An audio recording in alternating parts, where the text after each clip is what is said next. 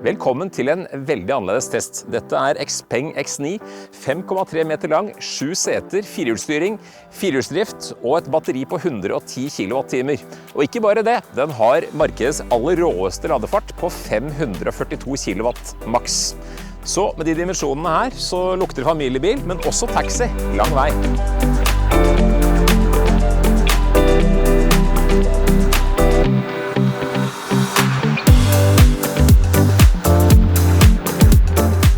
Bak rattet i Xpeng X9 så er det en god del luksusfølelse å spore, men hvis du venter at rattet skal være elektrisk justerbart, så finner du ikke det. Her er det manuelt, men det er greit å stille både i høyde og i dybde, og jeg finner en god sittestilling med rattet. Setet, det er, så vidt jeg har kommet frem til, 10-veis justerbart elektrisk. Det har det aller meste, bortsett fra ekstra lårstøtte. Og her sitter jeg bra. Det er ikke det fasteste setet jeg har vært borti. Det er først og fremst komfortabelt og ganske mykt polstra, men det er grei støtte både oppe og nede til meg. Ellers rett frem så er det et lite instrumentpanel der du får det mest vesentlige om batteriprosent, anslått rekkevidde, temperatur og klokkeslett, og du får også en grunnleggende trippteller som gir deg oversikt over hvor langt du har kjørt, hvor lang tid det har tatt, og hvor mye energi du har brukt i gjennomsnitt i kilowattimer per 100. Og så har du også medievisning i den samme skjermen. Og dersom du lurte, passasjeren her har også elektrisk justering av setet sitt. Jeg registrerer litt rare fargevalg med kalde og varme farger her, og stemningsbelysning i lilla, som bilen står her med nå, som kan diskuteres, vil jeg påstå. Det samme med dysene for varme og ventilasjon, som er litt sånn, ja, jeg vet ikke. Du har 2 ladeplater for mobiltelefon, du har 2 koppholdere og et oppbevaringsrom her som ikke er så veldig stort. Og under her finner du USB-A og USB-C og et 12 volts uttak. Det ene uttaket her kan man bruke til å sette opp forbindelse til den store TV-skjermen bak her, som jeg kommer tilbake til, som for eksempel gjør at du kan bruke Nintendo Switchen din til å underholde ungene. Allerede fra start så ble det klart at det her var en komfortcruiser. Ja, der kan vi skru av litt varsellyder først, ja, uten å bruke noe mer tid på det. Bilen er stor og tung, 5,3 meter lang og har en oppgitt vekt på 2755 kilo. Og da vi kjørte kontrollveiing på trafikkstasjonen, så endte vi opp med en vekt på 2790, altså et avvik på 35 kilo. Det viste seg at 1380 av kiloene var foran, mens da 1410 er bak, som gir en vektfordeling på 49,5 mot 50,5, og det merkes også når du kjører bilen. Den er som sagt stor og tung, den opptrer ganske nøytralt på veien, den tåler ganske mye press uten å reagere med noen spesielle unoter, og krenger heller ikke spesielt, selv om den er relativt høy. Den er jo høyere enn meg på 1,75, det er vel 1,78 tror jeg. Kjøringsskapene de er, ja, som sagt, nøytrale, trygge, fine. Ikke noe sportslighet å spore her. Luftfjæringa er relativt myk. Ja, det merker du også over skarpe ujevnheter, for da setter bilen seg litt tungt etter at den har vært over. Så det er greit å ikke passere disse ujevnhetene alt for fort. Men kjører du jevnt og stille og pent, så er dette en veldig komfortabel biltur. Jeg kommer ikke på noen mer komfortable bilturer med egentlig noen elbil i nyere tid enn jeg har hatt her. Så der skårer bilen høyt, utvilsomt. Og selv i dag, som det regner, så synes jeg støynivået inne i kupeen er helt greit. Det kommer ikke inn så veldig mye hjulstøy. Så det er en av bilens klart sterkeste sider, nemlig komfort. Så viste det seg jo at det går ganske raskt å lade bilen, selv om det ikke gikk helt så fort som jeg kanskje kunne drømt om. Ny rekord ble det uansett på effekt for min del i løpet av alle disse årene. Og så er det jo all denne plassen til mennesker bak her. 7 personer totalt kan være i bilen, hvorav 4 kan ha massasje, 2 av dem kan legge seg rett ut. Og selv om du da bruker alle 7 setene, så har du fortsatt ganske mye bagasje til overs. Det er ingen frunk foran her, for her er det alt for tett. Frontruta går nesten helt til der panseret ender, så der er det ikke noe mer å gå på. Minus er at nyttelasten er litt begrenset med tanke på at bilen er såpass stor, 565 kilo. Det ikke all verden. Jeg litt usikker på om det med eller uten sjåfør. Den tar jeg opp spesifikt i artikkelen på elbil.no. Men uansett ikke alt for mye når du kan få inn 7 personer. Hvis de 7 personene veier 80 kilo hver seg, så du i praksis på de 560 kiloene omtrent. Tilhengervekten på 1500 kilo synes jeg også i minste laget, med tanke på at bilen såpass stor, tung og stødig og høy, som gjør at den også bør kunne dekke ganske mye av en henger som den har etter, og sånn sett også få forbruket ned. Så det også verdt å nevne. Og med firehjulsstyringen så har denne bilen en svingdiameter på 10,8 meter. Skal vi se da hvor bra det blir her. Ja, slett ikke verst. Og selv om dette ikke en sportslig bil, så har den masse krefter. Det totalt 503 hestekrefter, 370 kilowatt effekt, og drivmoment på 640 newtonmeter. Og det gjør at bilen skal klare 0-100 på 5,7 sekunder, og nå en toppfart på 200. Og det har jo selvfølgelig ikke jeg prøvd på, men konkluderer med at drivlinja solid. Den første utgaven som kom i fjor, det var den kinesiske, den hadde problemer med at den rev seg løs foran, og at drivlinja ikke var helt harmonisk. Det fiksa i den bilen her, så jeg opplever at momentfordelingen mellom for- og bakaksel, den god, sånn at den ikke river seg løs, men kommer seg av gårde stødig og fint. Ellers jeg fortsatt litt usikker på hvor stort dette batteriet faktisk om det kan, i den perioden så kan det se ut som det et sted mellom 100 og 105 kWh tilgjengelig til kjøring av en brutto på 110. Og det skal gi en maksimal rekkevidde på 580 km. Men helt dit kom vi ikke i den testen her. Det var mellom 6 og 9 grader i lufta da vi kjørte den faste landeveisrunden vår. Da var ikke batteriet noe spesielt mye mer temperert enn som så. Det var på samme nivå som, det vil si batteriet var på samme nivå som utetemperaturen.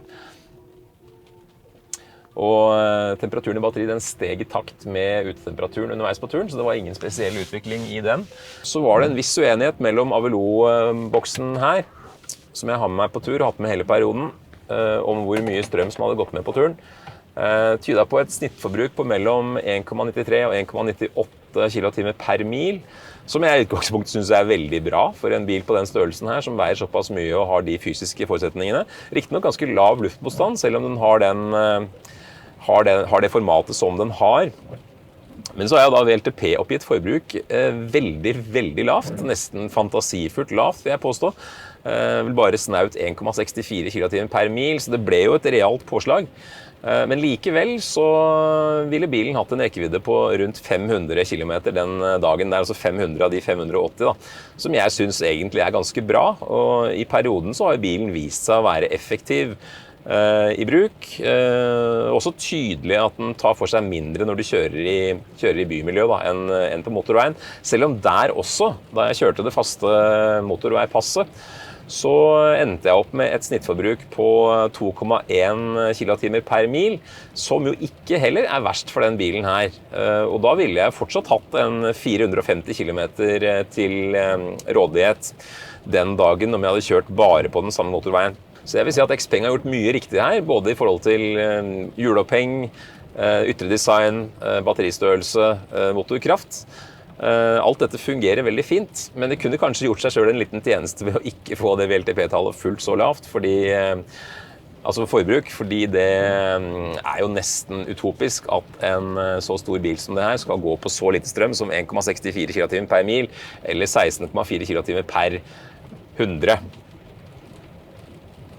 Det nesten for bra.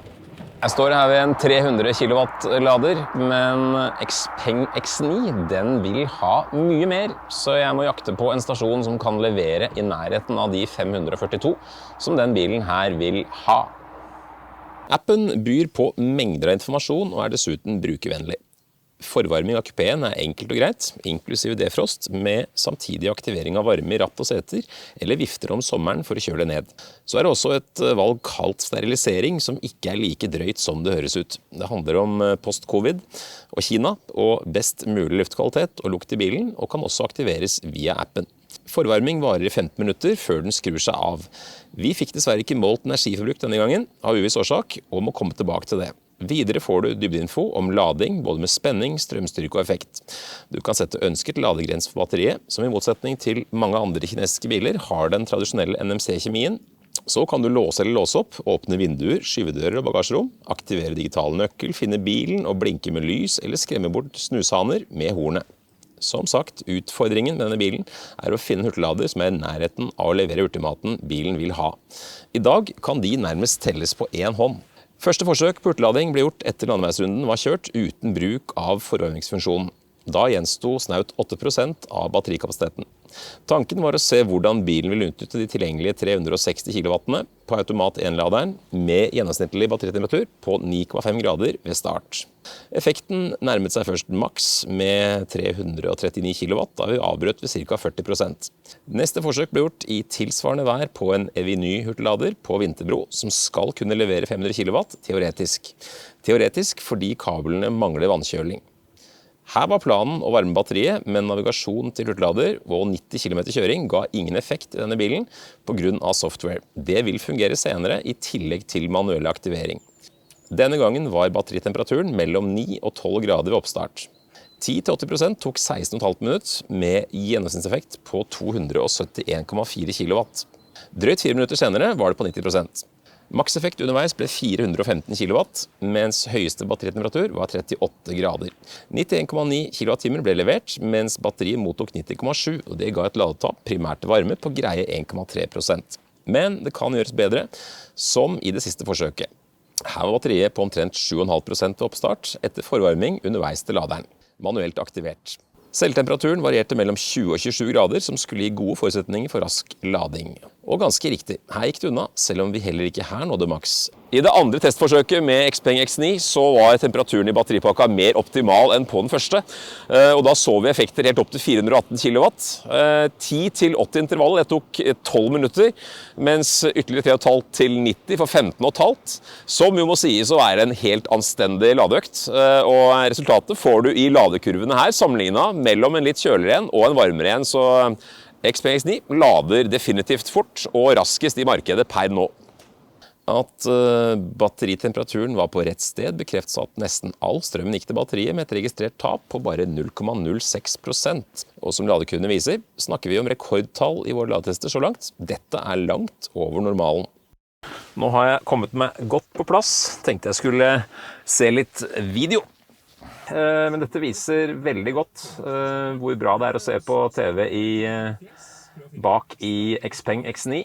Her kan man dra opp skjermen ordentlig og få et veldig fint bilde opp. Bra lydkvalitet også.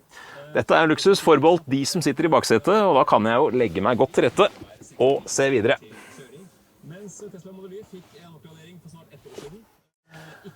En av flere grunner til at det er bedre å være bak i den bilen her enn å sitte foran og kjøre. Da ungene fikk slippe seg løs i bilen, ble det full rulle. Planen var å koble til Nintendo Switch 2, som skal være fullt mulig riktig utstyr, men som ikke fungerte her. Greit nok, det ble YouTube i stedet, og deretter en god stund i bilen med Nintendo og Mario Kart, mens massasjen i setene gikk for full maskin. En lang rekke strømmetjenester kan aktiveres på den 21,4 tommer store skjermen. Opplevelsen her er generelt god, selv om lydkvaliteten kunne vært enda bedre. Og med det kan vi like gjerne sette over til vårt utestudio i Moss. Jeg står her nå med Arne Emil Olsen fra Moss, og han er drosjeeier i tillegg til å være styreleder i Østfold Elbilforening. Du kan elbil etter hvert, Arne? Ja, jeg har begynt å bli ganske god på det nå. det vil jeg si. Og da jeg så den bilen her, Xpeng X9 første gangen, så tenkte jeg umiddelbart at dette må være en veldig aktuell taxi. Og etter å ha blitt kjent med den bilen her grunnleggende, Arne, hva tenker du?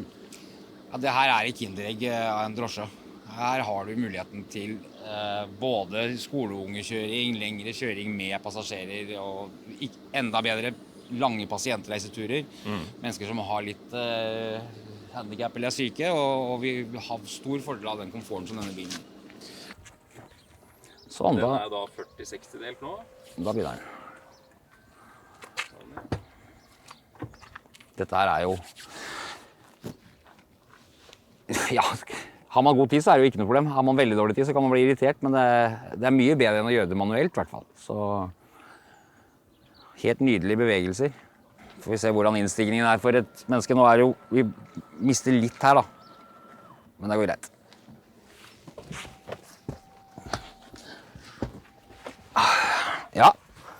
Her sitter jeg godt og komfortabelt. Er vi 3 bakseter, så kjenner man det nok litt i rumpa, men det skal ikke være noe problem å kunne sitte her en stund, altså. Benplassen, god. Til å være 1,75 så er det i hvert fall veldig god. Her kan det tilpasses mye, og det er jo det som er det fine med bilen, at det er så mye tilpasningsmuligheter. Og er det litt eldre mennesker, så setter vi en skammel der, så får vi til det meste. For oss andre, rett inn. Og her kan du sitte lenge. Her kan du virkelig kose deg. Du kan lene på setet, du kan varme setet, du kan kjøle setet. Det meste som kan gjøres med et sete er jo her. Ladeplater her er jo også positivt. Det er nice. Prøve. Hei, Xpeng! Den så ikke ut som han tok, nei. Hei, Xpeng! Der fikk vi backseat speaking. Så han reagerer på oss nå. Adjust right seat front. Ok. Ikke helt perfekt, men det vet vi jo at det tar litt tid å lære disse her. How about please activate second row seat massage?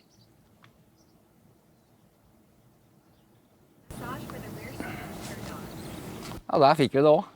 Helt fantastisk å kunne sitte bak og aktivere. Jeg påpekte overfor importørfolka at det kunne kanskje vært en fordel om den baksetryggen der var 40-20-40 for å matche bedre til gjennomlasting i midten der du står, Arne. Ja. Hva tenker du? Det er jeg egentlig helt enig i, for det hadde gjort det mye bedre, både som privatbil, men også som drosje i forhold til det vi kan ha med bagasje og alt sånt. Ja, for de strake veien gjennom, her må du nesten legge ting på skrått. Her må det Det krasjer fort med setene, du må nesten sette på noe beskyttelse. Ja, det er lite ønskelig å prøve hvis du skal ha noe her, så må du ha det rett igjennom. Og ikke minst, nå er det mulighet til å bevege seg mellom også. Ja, og det er forskjell fra den første utgavelsen du viste i fjor. Det er forskjellen, for den var jo setene helt sammen her. Right. Men jeg synes ikke den har tapt noe komfort i passasjersetene bak på andre rad, selv om de har gjort det litt smalere. Det er klart 6 voksne passasjerer med både kabinkoffert og storkoffert, da ville jeg brukt hengefeste og hatt med flere. Noe vi har i oppdrag innimellom. Med den ladehastigheten som har kommet nå, og rekkevidden, så ville ikke jeg vært noe redd for å ha dratt ut på europaferie med den bilen her og en campingvogn. Ikke sett noe problem med det. Som drosje så er det som regel, hvis vi skal ha med hengere, så er det mest sånne litt mindre typen, som laster nok kofferter til å kunne kjøre opp til Gardermoen for eksempel. Og da er jo de så små, så sannsynligvis vil du henge bak her og lage liten luftmotstand. Ikke øke forbruket så mye med en såpass stor bil, da. Et batteri på 110 kWh. Relativt effektiv viser den seg å være gjennom det jeg har kjørt så langt. Og så skal den da kunne lade på 542 kW effekt maks. Vi har jo ikke sett noe lignende, over 0,5 megawatt. Vi trenger jo ladestasjon som kan levere på det.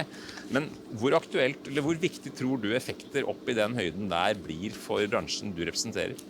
Ja, noe vil det være viktig, men for det meste så er det det å ha en høy gjennomsnittseffekt som er det viktigste. Og så ligger den godt nord for 250-300, så er det veldig sjelden noe stort problem allikevel. Da får du gjort mye på en kort stopp. Bransjen din stiller jo ekstremkrav til bilene. Ja. Her dekker du mye, men som familiebil kan den her også faktisk gjøre en jobb, sånn som jeg ser det. Prislappen for hvermannsen blir jo rundt 800 000 for den bilen her. Ja. Hva tenker du om den opp mot alternativene som egentlig ikke er der? Nei, det er jo akkurat det at Xpeng har jo nå kanskje kommet med en bil som skal bli vanskelig å konkurrere mot i forhold til pris. For det du får her for den prisen er nesten umulig å matche. Da må det kanskje være et annet kinesisk selskap. Jeg har vondt for å tro at europeerne skal kunne klare, og for så vidt også koreanerne, kunne klare å matche det de gjør her. Så dette her er fantastisk bil etter min mening. Det er lille jeg har fått testet den, så skal vi også teste den litt mer da. Ja, og du har jo så langt i taxisammenheng kjørt Tesla, Hyundai og Kia, om jeg ikke husker feil. Ja, det er riktig. Og fornøyd med det også, men Ja. det er jo da biler som ikke spiller på så mange strenger som den her. Nei. Den her spiller jo på mange flere strenger, så du kan si særlig steder hvor det er, hvis vi tar der hvor det er litt mindre drosjer. Altså jeg kjører en bil med vi har 50 løyver og har muligheten til å veksle mellom biler. Men kjører man på mindre sted og er 1, 2, 3 drosjeeiere, så er det her den som virkelig vil være et riktige valget for mange. Ja, og det også at den har firehjulsdrift, det gjør ikke saken dårligere. Firehjulsdrift gjør saken enda bedre. Nemlig. Men hyggelig å møte deg, Arne. Samme. Vi snakkes igjen, og du skal kjøre denne bilen mer. Denne skal jeg kjøre mer, ja. Testen har kommet til veis ende. Det er en skikkelig sur dag her utenfor Oslo ved Værundbukta. Og det er på tide å snakke litt om pris for denne bilen her. Den koster fra 800 000 kroner, og da er det egentlig bare vinterdekk og tilhengerfeste å legge til. Tilhengerfeste, det drar opp prisen med 12 900. Vinterdekk sikkert 30, men under 850 000 kroner får denne bilen her, som har egentlig veldig mye å by på. Og da koster bilen nesten det samme som en Volvo EX60 eller en BMW iX3 av den nye generasjonen. Så det er jo verdt å sammenligne dersom du har behov for veldig mye plass til folk og ting og tang. Det er elementer av luksus, men du har også overraskelser i form av manuell justering av rattet. Så har du da massasje i 4 seter som skiller seg ut veldig. Nyttelasten på 565 kilo. Det er i minste laget for en så stor bil, så det burde vært justert litt opp. Ladeparten den er i en helt ny divisjon, selv om vi aldri nådde helt opp til de 542. Vi så også at bilen utnytter godt effekten på en 360 kW lader. Men jeg skal se nærmere på detaljene og gi deg alle tallene i artikkelen på elbil.no. Og hvis du ikke har abonnert på kanalen vår, så husk på å gjøre det. Og liker du det du så nå, eller det motsatte, så gi beskjed om det også. Legg igjen kommentarer dersom du lurer på noe, eller er du enig i konklusjonene her. Så snakkes vi plutselig. Tester kommer fortløpende på kanalen vår.